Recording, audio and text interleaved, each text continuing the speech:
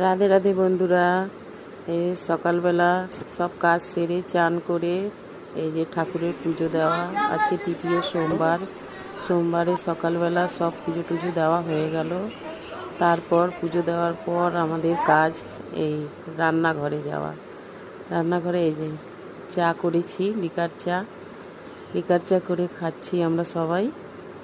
চা খাওয়ার পর আবার টিফিন করা পালা, কে কী খাবে।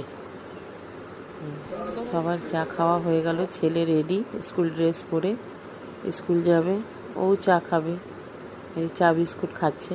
তারপর টিফিন করে এই দেখো গরম গরম ডালিয়া, এই ডালিয়ার খিচুড়ি, আচার, দেখো হয়ে গেল পটল ভাজা, পাঁপড় আর ডালিয়ার খিচুড়ি। সকাল সকাল টিফিন।